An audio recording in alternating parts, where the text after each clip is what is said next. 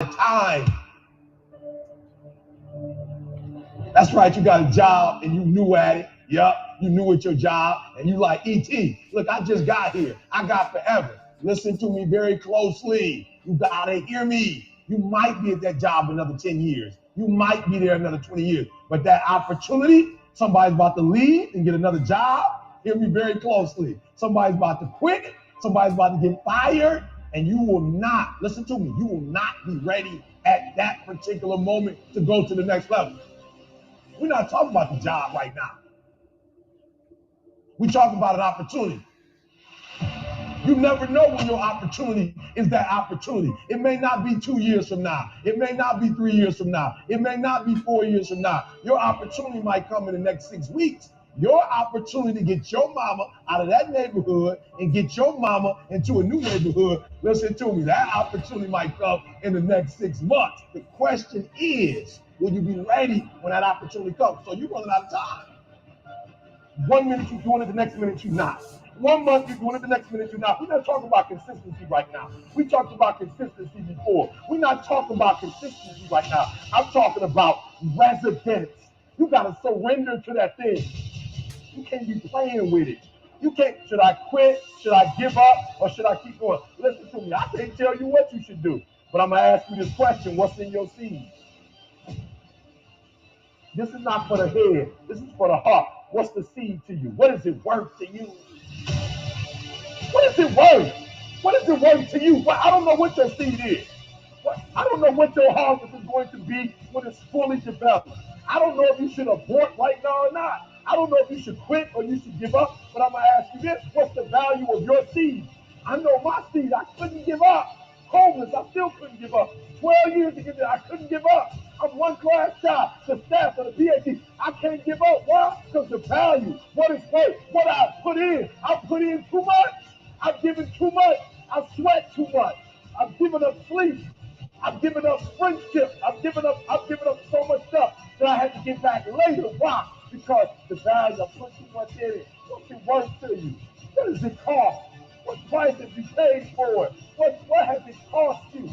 And if it costs you something, then you better not quit until you get a harvest. You cannot get a year back. My ideas, my dreams, my vision, they're gonna see it.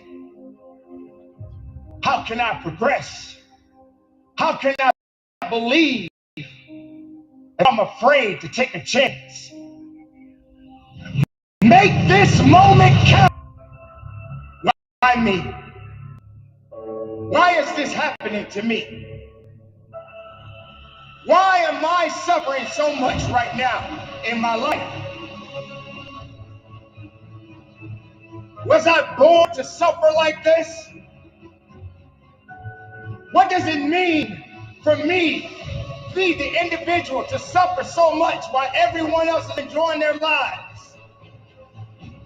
But what we don't understand, ladies and gentlemen, is that everybody has a certain story that is going on in their lives right now. Why shouldn't I suffer? Maybe what I'm going through is made for me and me alone, because no one on earth can go through the hell that I'm going through right now, because I'm the only one that was built for it. I'm the only one that was created for it. This is why I'm going through it. I'm going through it because it's necessary. It's necessary for me to understand, for me to be better, for me to be stronger. I must learn to suffer a little bit.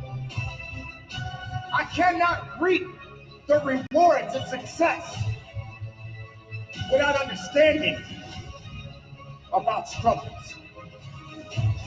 So I say to you, don't ever doubt, don't ever fear, and don't feel that you have to be unexplained, that you can't carry on to build a better you.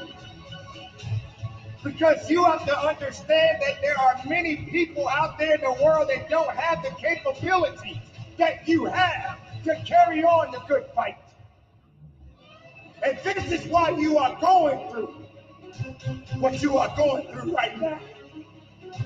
You must understand that this is an opportunity of a lifetime for you to suffer, to build, to fall, to fail, to grow, to hurt. But you gotta keep moving. You can't give up on your life. You have to understand that everything that you are dealing with right now is only a temporary thing. It will not last forever. And that pain that you are dealing with right now, those things that you are feeling in your heart right now, these are going to put you in a position to make you feel that you are not worthy. But I'm here to let you know that you are worthy and you are built to last because your creation matters. Every step that you take on this earth matters. You, my friend, has just begun. There are going to be things that are going to go on in your life all the time, and you're not going to always be able to smile. You're going to have those days when you're going to have to cry, and it's okay to cry. But don't let yourself be vulnerable to weakness. Don't let weakness consume you. Don't let hopelessness consume you. Be about your business. Understand that you've got to keep living and living strong. So don't ever question the fact that you got to go through what you're going through and feel that why is this happening to you and why are you going through these things and what did I do so bad to deserve all of this misery in my life? Why do you feel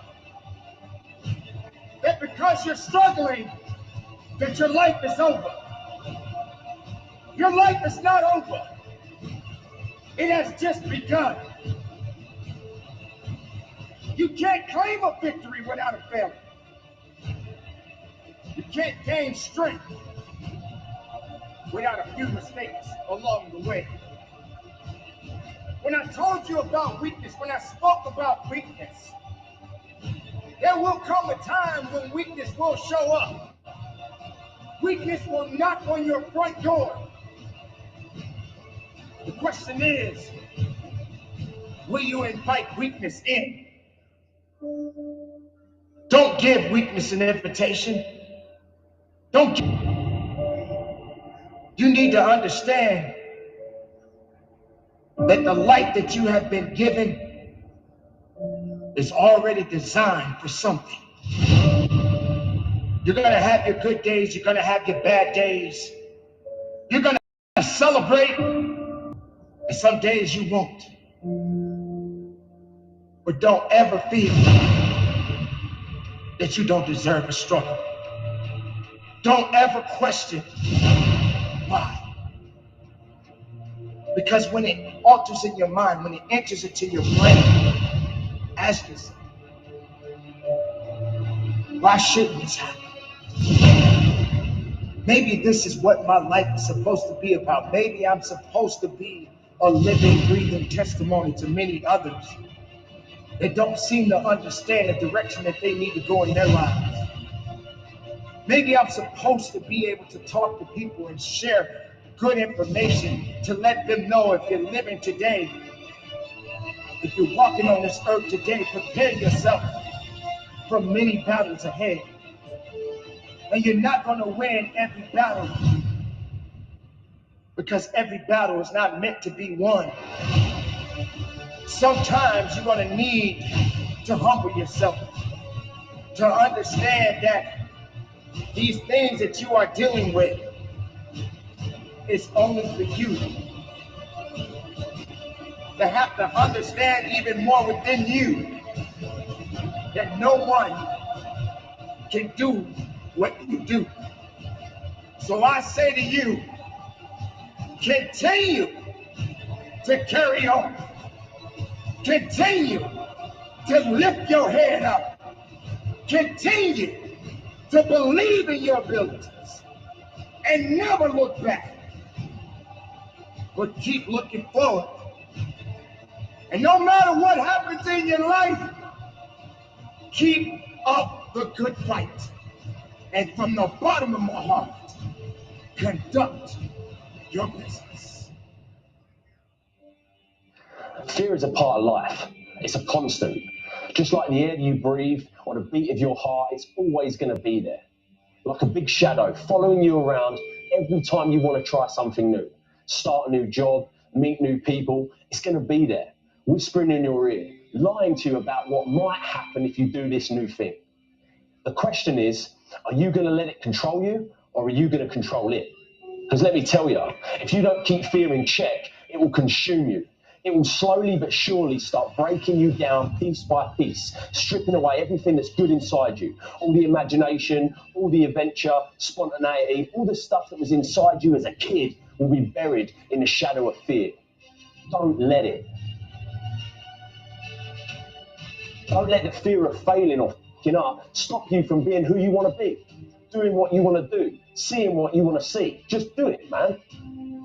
Remember, you can fail in life at something you hate, so you might as well try to do something you love.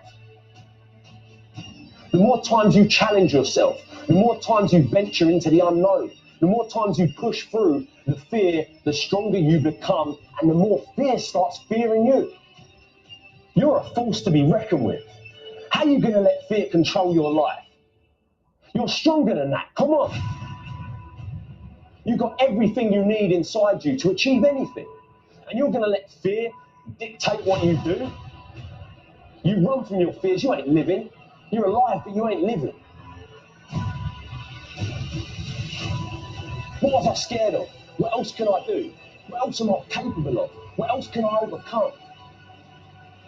And if you fail the first time, you get back up and you go again. You're unstoppable. If you don't do it the first time, at least you try. And until you start believing different, nothing's ever going to change. You have to first see it in your mind, that place where you want to be. You have to picture yourself there. Wherever it is, you've got to picture yourself there. All right, the next step is you've got to believe it. You have to believe it almost like an insane person, that you can do it. And some people actually think you're insane. And I tried is a lot better than what if. Because what if has nothing but regrets at the end of the day. And that is the only fear that you're allowed to fear. Having regrets. But you've got to believe in you. So believe.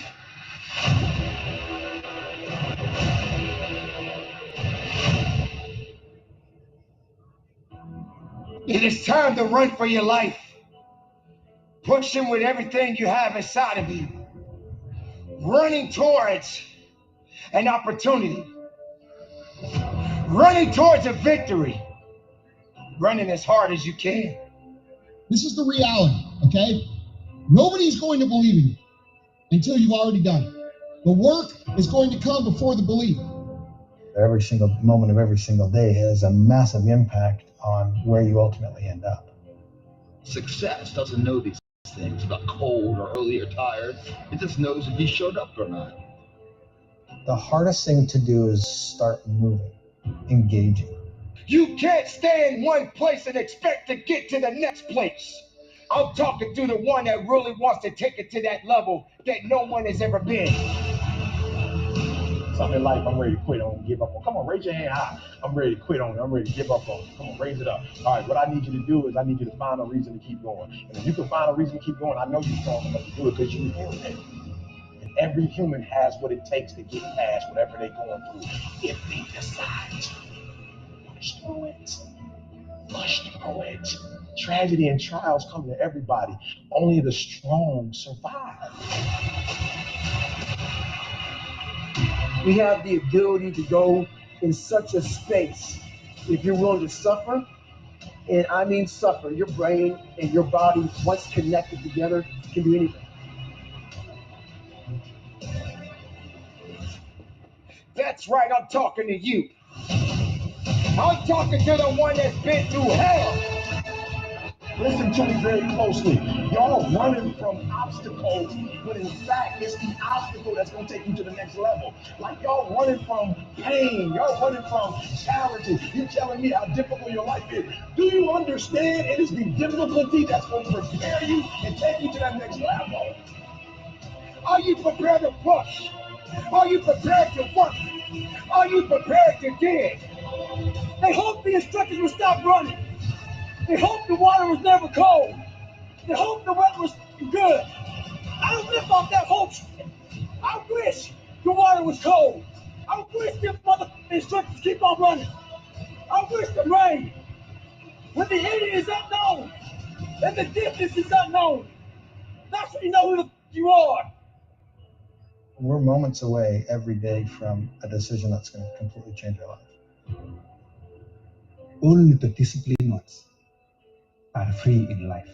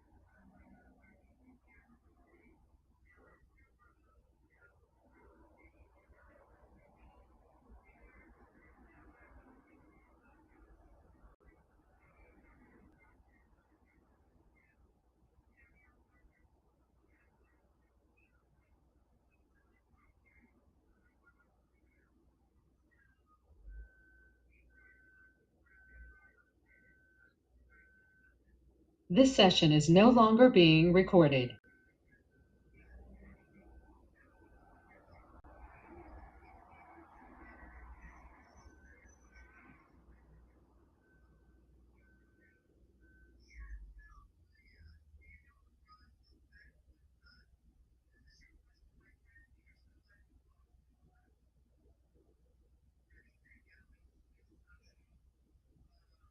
Good morning, good morning, good morning. Welcome to Love Live Rock Remnant Reality Radio. We've got counsel, wise counsel, as our main subject of the morning. Shachma counsel. Shachma counsel is Mind of Messiah motivation. It is a way to think.